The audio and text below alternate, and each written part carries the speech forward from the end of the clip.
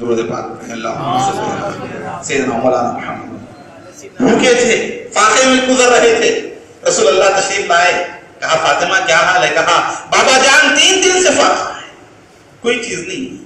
رسول اللہ نے دعا کی کہ اے مولا، جیسے عیسیٰ پر مائدہ نازل ہوا، دسترخوان جنت سے آیا تھا عیسیٰ علیہ السلام کی دعا پر، کہا آل محمد پر بھی دسترخوان کو نازل فرما۔ سبحان اللہ، کہنا تھا، دعا کرنا تھا، جبریل امین جنت سے دسترخوان لے کر آئے، جس میں گرم گرم روٹیاں، بھنا ہوا گوشت رکھا ہوا، 3 دن تک خاندان نبوت کے لوگ کھاتے رہے، کم نہ ہوتا۔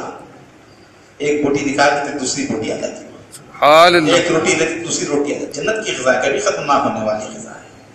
چلتا گیا 3 دن تک معاملہ۔ تیسرا دن ہوا ایسا کہ ایک یہودن گھر پر آئی سیدہ فاطمہ کی، دروازے کو کھٹکھٹایا، امام حسن مجتبیٰ گئے، کہا کیا بات ہے؟ کہا کہ بڑی بھوک لگ رہی ہے، 3 دن سے گوشت کی خوشبو آ رہی ہے، بے چین ہو گئی ہوں کھانے کے لیے، تھوڑا سا گوشت ہمیں بھی دے دو، تھوڑا سا سالن دے دو، دعائیں دوں گی میں تمہیں۔ ابھی خاندانی سخی، سخی ابن سخی ابن سخی ابن سخی، آدم تک جاؤ سخی کی سخی، ابراہیم تک جاؤ سخی کی سخی، پورا خاندان سخیوں کا خاندان۔ کیسی سخاوت تھی! مشہور واقعہ ہے نا کہ آل رسول میں سے ایک صاحبزادے جو تھے، ان کی ملاقات حاتم طائی کے پوترے سے کیا ہوئی تھی؟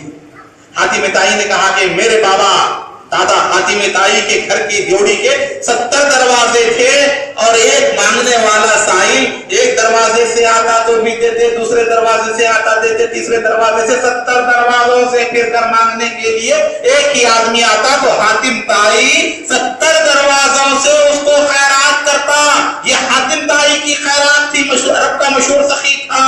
وہ صاحبزادے جو خاندان نبوت کی چشم و چراغ تھے، فاطمہ کی گھر کا اجالا تھے، انہوں نے کہا وہ تیرے دادا تھے کہ 70 دروازوں سے آنے والے فقیر کو 70 مرتبہ خیرات کرتے، اور میرے نانا کی ایک ہی دروازہ تھا، ایک ہی گھر تھا، ایک ہی گھر کا ایک دروازہ تھا، ایک آدمی اگر اس ایک دروازے پر آ جاتا اتنا دیتے دوسروں کے پاس جانے کی ضرورت نہ ہوتی اس کو۔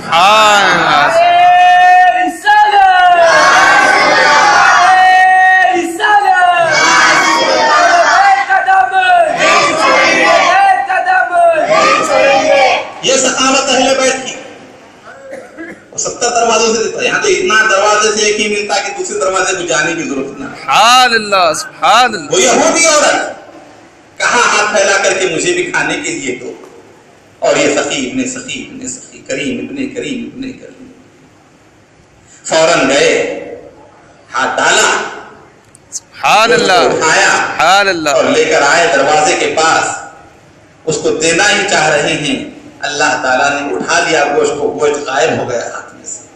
حکم آیا حضور کے پاس کہ محبوب یہ جنت کی نعمتیں ہیں، یہودیوں کے لیے نہیں، کافروں کے لیے نہیں، یہ تو آپ کے خاندان کا اعزاز ہے، یہ آپ کے گھرانے کی جو شان ہے، ہم نے سیدہ کے لیے، ان کی اولاد کے لیے اتارا ہے۔ سبحان اللہ۔ اس کے بعد دسترخوان اٹھا لیا گیا۔ آقا فرماتے ہیں اگر حسن مجتبیٰ لے جا کر نہ دیتے وہ دسترخوان قیامت تک چلتا رہتا ہے۔ اللہ، لیکن اللہ کی مشیت تھی، رسول اللہ نے دعا کی تھی کہ مولا میرے اہل بیت کو اتنا ہی دینا جتنے سے ان کی گزر بسر ہو، سبحان اللہ، زیادہ نہیں، مال و دولت۔ آل نبی پر، سادات پر، سیدوں پر فاقے، پریشانیاں، مسائل ہوتے رہتے ہیں، یہ ان کا ورثہ ہے۔